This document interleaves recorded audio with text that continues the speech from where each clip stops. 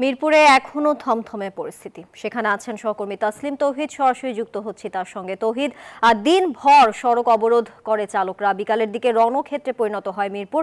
আপনার কাছে জানতে চাই, এখন পরিস্থিতি সেখানে কি দেখছেন?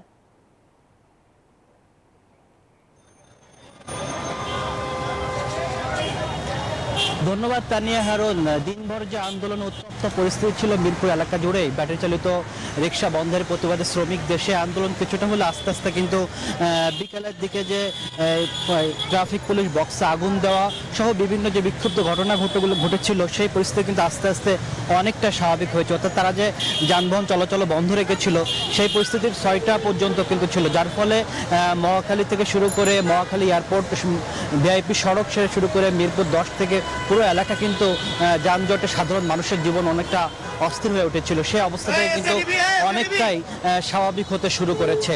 এখনকার পরিস্থিতি যদি বলি, যে কালশি এলাকায় কিন্তু আস্তে আস্তে যানবাহনগুলো কিন্তু স্বাভাবিকভাবে চলাচল করছে এবং ওপরের সড়কে, বিশেষ করে যে ওপরের সড়কে যে ফ্লাইওভারে যে চাপ। ওয়ালটন ফ্রিজ কিনে অনেকের মতো আপনিও হয়ে যেতে পারেন মিলেনিয়াল। সেরা পণ্যের সেরা অফার ছিল, সেই চাপটাও কিন্তু অনেক অংশে কমে গেছে। আর এখন পর্যন্ত আন্দোলনকারীদের কিন্তু এখন আর নাই, মোটামুটি পুলিশের টহল রয়েছে, জলকামান আমরা এখনো পর্যন্ত দেখতে পাচ্ছি, কিন্তু সে আন্দোলনকারীদের যে আন্দোলনমুখী যে বিভিন্ন গলিতে অবস্থান নেওয়া, বিক্ষোভ করছিল, সেই অবস্থা কিন্তু এখন আমরা দেখতে পাচ্ছি না।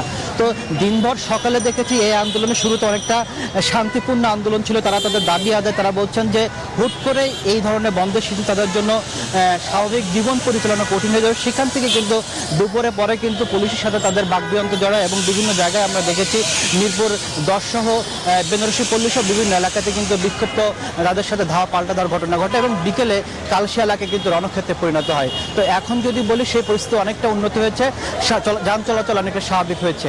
তো এই ছিল আমার কাছ থেকে কালশি এলাকায় সবশেষ তথ্য। তাসলিম তৌহিদ, আপনাকে ধন্যবাদ আমাদের সঙ্গে যুক্ত থাকার জন্য।